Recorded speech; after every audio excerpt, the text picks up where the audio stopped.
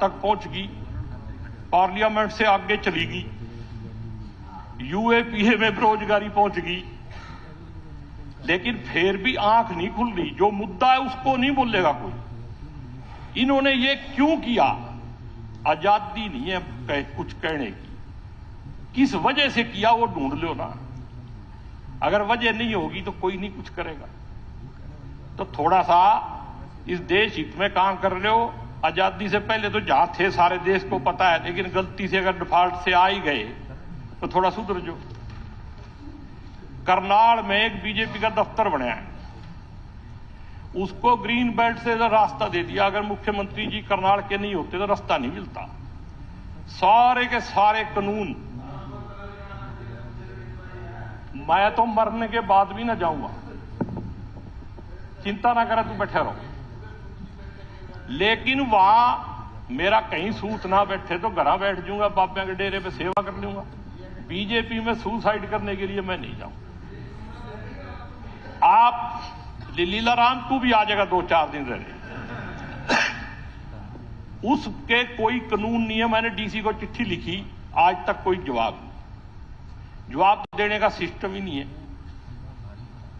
उल्टा सरकार वाले हमारे से पूछते हैं भी तुम क्या कर रहे हो? अरे सरकार तुम चला रहे हो, पूछ हमारे से रहे हो, गलतियां तुम कर रहे हो, भुगत हम रहे हैं। तो इनको थोड़ा समझा दो। हमारे यहां मैं हल्के की 2-4 बातें बता दूं। एक बिजली बोर्ड का सेक्रेटेरिएट बनना है और उसके अंदर स्टोर बनाया जाए, ये मेरी रिक्वेस्ट है, क्योंकि जिला बनने वाला है, फिर भी तो बनाना ही है, मुख्यमंत्री जी ने वादा कर रखे।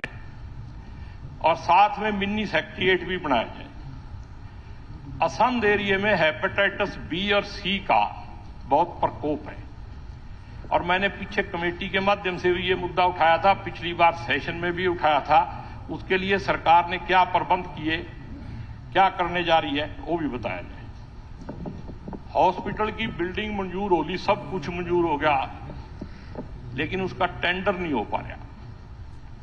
तो थोड़ी सी कृपा करी जाए, वो भी बनवा दिया जाए। सब डिपो बने हुए 3 साल हो गए रोडवेज का, वो चालू नहीं किया जा रहा। और सुबह रौला पड़ रहा था कॉलोनियों का। 10 कॉलोनियां जो हैं अनऑथराइज हैं और 11, 12, 13 आगे बढ़ रही हैं।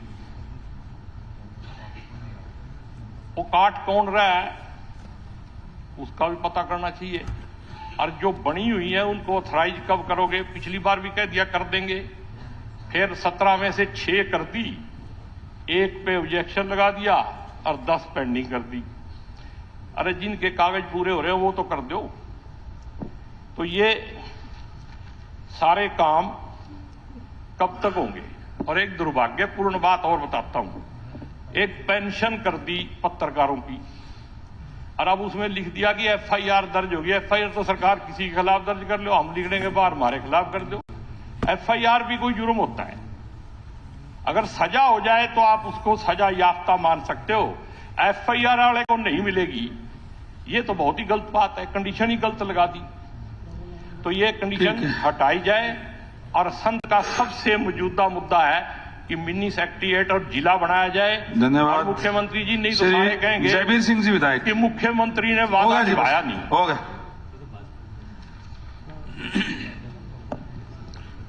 Thank you deputy speaker sir. Sir, मैं सदन का ध्यान दिलाना चाहता हूं कि हमारे ग्रामीण एरिया की जो पंचायती जमीन है और पूरे प्रदेश का सवाल है ये, तो इसमें ग्रामीण एरिया में जो पंचायती जमीन है, सरकार की नीयत पता नहीं उसमें क्या है और प्रशासन द्वारा जबरदस्ती 33 साल के पट्टे पर ली जा रही है। मेरे पास कई गांव की शिकायत आई है और ये अकेले खरखोदाई में नहीं, पूरे प्रदेश में चल रही है ऐसी बातें। कोई प्राइवेट संस्था है, ये है गोवंश संरक्षण समिति, बल्कि मेरे खरकोदा में गांव की जो पंचायती जमीन थी फतेहपुर, वहां 40 एकड़ जमीन जिला प्रशासन ने अभी पट्टे पे ली है, 33 साल के पट्टे पे। लेकिन ये चिंता का विषय आगामी उसमें, जैसे हमारे गरीब समाज के लिए कई बार प्लॉटों की जरूरत पड़ती है, कहीं चौपालों की जरूरत पड़ जाती है गांव में। जब पंचायती जमीन ही नहीं रहेगी तो ग्रामीण विकास कार्य कैसे होंगे? तो ये बात पूरे सदन में कहना चाहता हूं कि सरकार इसमें संज्ञान ले और तुरंत ऐसी चीजों को रोके कि जो प्राइवेट संस्था है वो जमीन हड़पने का काम तो नहीं कर रही, क्योंकि प्रशासन अब भी कई गांवों में, झिंझोली में है, सोटी में, मेरे हलके में, तो ऐसे और भी गांव होंगे बहुत सारे, तो इनमें इस तरह की कार्रवाई हो रही है। तो इसको तुरंत रोका जाए ताकि गांव की जमीन बच के, क्योंकि एक तो सरकार जमीन कोई रिक्वायर नहीं कर रही किसी विकास कार्यों के लिए, और दूसरा ऊपर से जो गांव की जमीन है उसको ही वो कर रही है। दूसरा मैं पंचायती राज के बारे में कहना चाहूंगा। राजीव गांधी जी ने ये योजना बनाई थी कि भाई गांव का विकास हो ताकि केंद्र का पैसा भी डायरेक्ट गांव में जाए, लेकिन सरकार ने ऐसे हालात पैदा कर दिए, कहीं ई टेंडरिंग का मामला, कहीं पंचायतों पे एक लिमिट लगा दी, तो ये कोई समाधान नहीं। तो इन चीजों को देखते हुए पंचायतों को पूरे अधिकार चाहिए ताकि पंचायत खुले तौर पे विकास कार्य करा सके। दूसरा, डिप्टी स्पीकर सर, पिछले हफ्ते एक बयान आया था सरकार का डिप्टी सीएम के द्वारा कि सड़कों की जो मुरम्मत का काम था वो पूरा कर लिया गया और इसमें 2,500 करोड़ खर्च हुए। तो मैं कहना चाहूंगा, पिछले सेशन में भी बात उठाई थी, मेरे हलके की कम से कम 3-4 सड़कें तो मेन है। एक सड़क तो सोनीपत से ककरोई, जो कि 8 साल से केवल 4 किलोमीटर का टुकड़ा, उसके ऊपर सरकार की कोई नजर नहीं, बिल्कुल खराब पड़ा है। टेंडर भी होते हैं, पता नहीं फिर काम क्यों नहीं होता, टेंडर भी हो जाते। एक दूसरा, खरकोदा से आसौदा रोड पे बरोना रोड, वो भी कम से कम 4-4 फुट के गड्ढे।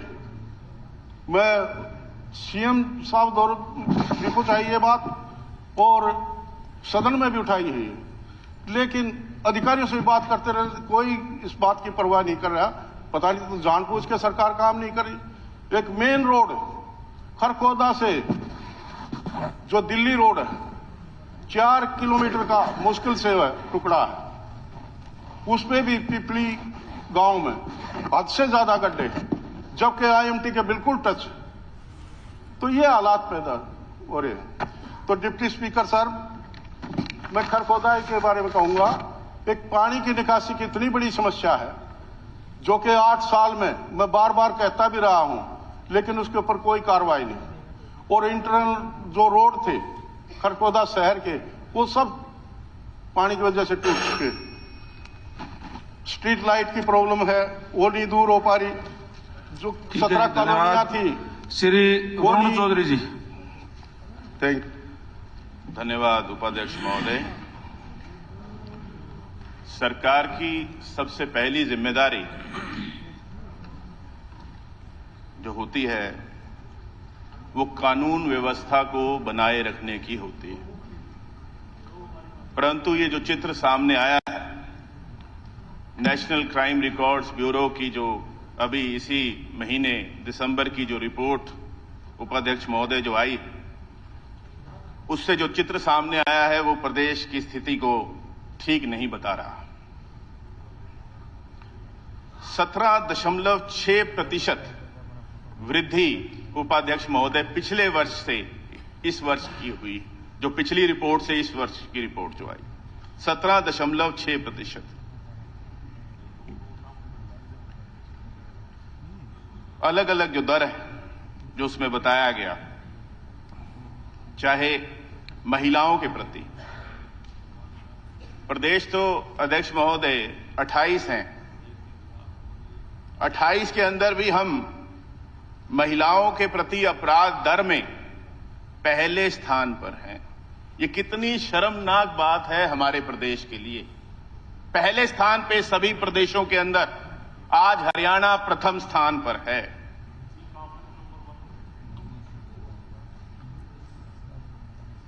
इसी प्रकार से जो हमारा किडनैपिंग एंड अबडक्शन 2022 में 3891 मामले आए, और इसमें भी जो दर किडनैपिंग एंड अबडक्शन रेट जो है उसमें भी हम पूरे देश के अंदर प्रथम स्थान पर हैं। और जो overall rate of cognizable crime वहां पे भी हम पूरे देश के अंदर सभी राज्यों में दूसरे स्थान पर। जो पिछले वर्ष की जो रिपोर्ट थी उसमें हम चौथे स्थान पे थे, यहां पर भी हम दूसरे स्थान पे आ रहे हैं। अनुसूचित जाति के व्यक्तियों के खिलाफ अपराध बढ़ता जा रहा है। इस वर्ष की जो रिपोर्ट आई है उसमें 1633 मामले दर्ज हुए। उसी प्रकार से सर मर्डर रेट पूरे देश के अंदर हम तीसरे स्थान पर हैं। कहां जा रहे हैं? बच्चों के खिलाफ अपराध बढ़ता जा रहा है। करप्शन के मामले पिछले वर्ष की रिपोर्ट में 79 और इस वर्ष की रिपोर्ट में 246। इकोनॉमिक ऑफेंसेस वो भी बढ़ गए। उपाध्यक्ष महोदय, ये चिंताजनक स्थिति है, इस पर सरकार को ध्यान देना चाहिए। इसी प्रकार से मातृ मृत्यु दर, अगर हम स्वास्थ्य की तरफ चले जाएं, महिलाओं का जो स्वास्थ्य है वो हम मातृ मृत्यु दर से जान पाते हैं। प्रति 1 लाख शिशुओं के जन्म पर जन्म के दौरान हरियाणा में 110 माताओं की मौत हो रही है। और ये कौन कह रहा है सर? भारत सरकार कह रही है, special bulletin on maternal mortality in India. बाकी राज्यों में ये दर घट रही है और हमारे प्रदेश में यही दर बढ़ रही है। कि नारा अच्छा है, बेटी बचानी है, बेटी पढ़ानी, लेकिन जमीनी स्तर पर हो क्या रहा है? बताया गया कि माननीय गृह मंत्री जी स्वास्थ्य विभाग की फाइलें नहीं देख रहे, लेकिन यहां तो ऐसे दिख रहा है कि ना स्वास्थ्य की देखरेख हो रही है, ना गृह मंत्रालय की देखरेख हो रही है। ध्यान देना चाहिए सरकार। अगर किसी मंत्री जी ने जो जिम्मेदारी ली है किसी स्वास्थ्य विभाग को देखने की, उनकी जिम्मेदारी है उसको ठीक से निभाने की। इसी प्रकार से सर माननीय मुख्यमंत्री जी द्वारा जो माननीय उच्चतम न्यायालय का जो आया था अप्रैल 2022 के अंदर कि विलेज कॉमन लैंड उसे एलिनेट नहीं किया जा सकता, माननीय मुख्यमंत्री जी ने कहा था कि इस डिसीजन के बाद हम जो हैं कोई ना कोई रास्ता अपनाएंगे और जो हमारे मौजूदा एक्ट है उसके अंदर बदलाव लाएंगे। लेकिन अभी तक उन्होंने कुछ बताया नहीं है, उसके बारे में जरूर जानकारी दें। धन्यवाद। धन्यवाद उपाध्यक्ष महोदय। मैं सदन का ध्यान दिलाना चाहता हूं कि सरकार बड़े बड़े दावे करती है, सबका साथ सबका विकास। मैं पिछले 4 साल से अपने महम के लिए गर्ल्स कॉलेज की डिमांड कर रहा हूं, हॉस्पिटल की डिमांड कर रहा हूं। मेरे महम शहर की जर्जर हालत, सीवरेज की, पानी सिस्टम की, एक हफ्ते में पानी आता है मेरे महम शहर के अंदर। ये सबका साथ सबका विकास का वो है। मेरे महम के सड़कों का हालात जो मैं पिछले 2 साल से उप मुख्यमंत्री को कहता रहा हूं, फरमाना से निंदाना रोड, महम बड़ंबा कलानौर बेरी रोड, बहु अकबरपुर से समर गोपालपुर रोड जो गांव का पोर्शन है, बहु अकबरपुर से निडाना रोड का, महम से भैणी भैरो टेंडर हो चुका है, 4 महीने से काम शुरू नहीं किया। इन सड़कों की हालात इतनी जर्जर है, मैं पिछले 2-2.5 साल से आवाज उठा रहा हूं। महम लाखनवाला ड्रेन की सफाई और उन पटड़ियों की मरम्मत करना, ये बार बार कह रहा हूं, लेकिन कोई ध्यान नहीं दिया जा रहा है। मैं सदन का ध्यान देना चाहता हूं कि ये सबका साथ सबका विकास खाली बातें ना करें, उसको धरातल पे सरकार काम करें। उसके बाद अध्यक्ष महोदय, उपाध्यक्ष महोदय, मैं आज बेरोजगारी जो सबसे बड़ी समस्या बन गई है इस प्रदेश की, सरकार 2 लाख से ज्यादा पद खाली पड़े हैं, लेकिन सरकार की मंशा नहीं है। सारे जो सीईटी के पेपर थे वो 61 ग्रुपों के पेपर आज कोर्ट के स्टे की वजह से, पैरवी ना करने की वजह से, आयोग के द्वारा ढीला रवैया होने की वजह से, कोर्ट की फीस ना भरना, बार बार टाइम मांगने की वजह से 61 ग्रुपों के पेपर जो है ना वो स्टे में लटके बैठे हैं। अनेकों जो है ना सीईटी आईआईटी के इंस्ट्रक्टर की ज्वाइनिंग रुकी है, टीजीटी की जो है ना 7400 उनकी वो ज्वाइनिंग रोकी पड़ी है। ये हालात आज हमारा बेरोजगार ऐसी दशा से जूझ रहा है कि सरकार उसकी प्रति कोई वो नहीं जवाबदेही नहीं है। सिर्फ डी ग्रुप का हवाला देकर हमारे हाईली क्वालिफाइड बच्चों को डी ग्रेड करने के लिए उनको चपरासी की लाइन में खड़ा कर दिया। ये सबसे बड़ा दुर्भाग्य है इस प्रदेश का, जो बड़े बड़े दावे करती है सरकार, अगर हम आगे जा रहे हैं। आज डी ग्रुप एक ऐसा खिलौना, एक जुंझना बना दिया है कि हमारे हाईली क्वालिफाइड बच्चे उस डी ग्रुप की लाइन में चपरासी, आज वो जो पहले लगे हुए हैं वो शोषण हो रहा है उनके साथ में। तो एक एमए एमटेक बच्चा अगर चपरासी बनेगा, उसकी हर रोज मृत्यु हो रही है। वो आज मजबूर आत्महत्या करने, अनेकों केस हरियाणा की सरकार के उसमें आ चुके हैं। उसके बाद अभी भाई अरुण ने बताया कितना बड़ा अपराध बढ़ रहा है, उसकी मेन वजह है हमारी पुलिस का डिमोरलाइज होना, पुलिस में कर्मचारियों की कमी होना, उनको अच्छा वेतन ना मिलना। जो सरकार ने दावा किया था उनको हरियाणा, पंजाब के, हिमाचल के और चंडीगढ़ के बराबर जो वेतनमान हरियाणा पुलिस को देंगे और उसकी कर्मचारियों की पूर्ति करेंगे, वो कमी की वजह से और कम सैलरी होने की वजह से आज हमारा पुलिस विभाग डिमोरलाइज है। सरकार अनेकों दबाव से उनसे गलत काम ठीक काम सब करवाती है, लेकिन उनका ध्यान देने की तरफ सरकार का वो नहीं है, जिसकी वजह से अपराध बढ़ता जा रहा है। वो अपनी पूरी ईमानदारी निष्ठा से अपनी ड्यूटी नहीं कर पा रहे, जिसकी वजह से ये सारी चीजें सामने आ रही हैं। उसके बाद मैं पोल्ट्री फार्म की जो पॉलिसी केंद्र सरकार की है, मैं सरकार से कहना चाहता हूं, जब आपकी सरकार है केंद्र में, तो स्टेट में वो पोल्ट्री फार्म की कॉन्ट्रैक्ट की पॉलिसी को लागू क्यों नहीं कर रही सरकार? इसके पीछे सरकार की क्या मंशा है? उसके बाद एचकेआरएन ऐसा एक शोषण का युवाओं का माध्यम बन गया है, जिसमें युवाओं को जब जरूरत होती है, जब मंडियों में जरूरत है, 18 दिन के लिए उन युवाओं को भर्ती कर लेते हैं, 18 दिन के बाद नोटिस देकर बाहर कर देते हैं। क्यों उनका अपमान किया जा रहा है? उनके हालात से खिलवाड़ किया जा रहा है। सरकार को इस पे चिंता करनी चाहिए। फार्मासिस्ट, हमारे प्रदेश के फार्मासिस्ट, उनको फार्मेसी लगाती है सरकार और उसी पद से रिटायर कर देती है। उनकी जो है ना प्रमोशन पॉलिसी क्यों नहीं लागू करती? इस पे सरकार को विचार करने की जरूरत है। माननीय हाई कोर्ट ने कितना बड़ा शर्म की बात है हरियाणा प्रदेश के लिए, हमारे स्कूलों के ऊपर जो चीज सामने आई, शिक्षा मंत्री जी बैठे हैं कि हमारे ओपीएफ की बड़ी बड़ी बात करते हैं और हमारे स्कूलों में लड़कियों के लिए कि लगभग 550 स्कूलों में शौचालय ही नहीं है।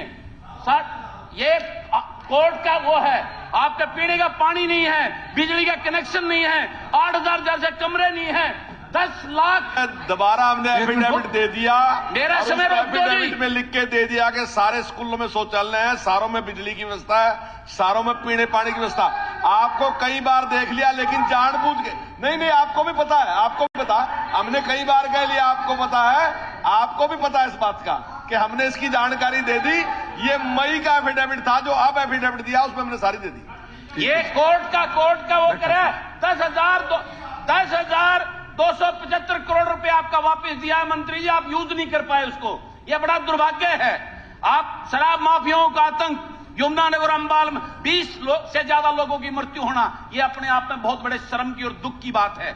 आज किसान खाद की लाइन में खड़े हैं, उनको खाद नहीं मिल रहा है, खाद मिलता है तो धक्के से दूसरी चीजें उनको तोपी जा रही हैं। इस बात के लिए सरकार क्या कर रही है? बड़ी दावे करती है, धरातल में कुछ नहीं।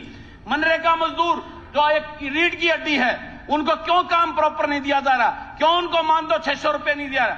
ये सरकार गरीब का सिर्फ शोषण करके 5 किलो अनाज पे उनकी वोट लेने में तुली है। उनको उस दलदल से बाहर निकालने की चर्चा क्यों नहीं करी? ये बड़ा चिंता का विषय है। माननीय उपाध्यक्ष महोदय, सरकार से मेरी विनती है, इनके ऊपर गौर फरमाए और इसके ऊपर कार्रवाई करने का काम करे।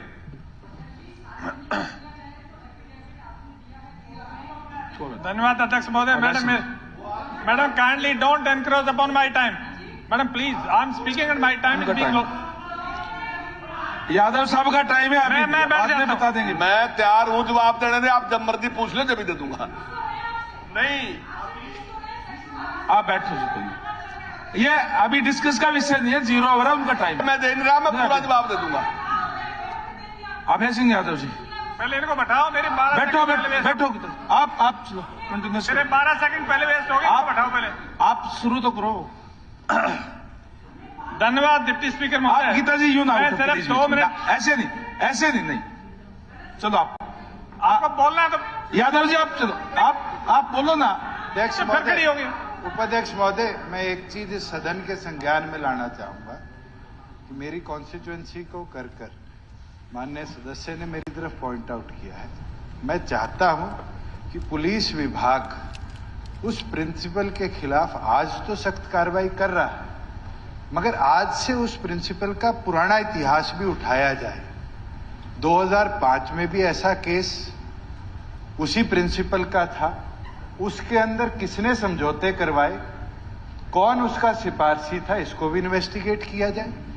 2011 में किसने उसका ट्रांसफर फिर उचाना किया, कौन उस समय एजुकेशन, एक माननीय सदस्य, मैं आपको बताना चाह रहा हूं, बहुत बड़ी बात है, आप अपना गिरेबान खुद देखिए।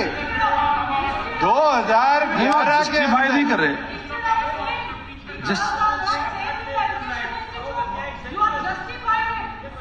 I am not justifying anything, I am telling the justify नहीं, वो तो बता रहे हैं पुरानी बातें, जस्टिफाई थोड़ी कर रहे हैं, वो तो बता रहे हैं जो पहले जो हुआ है।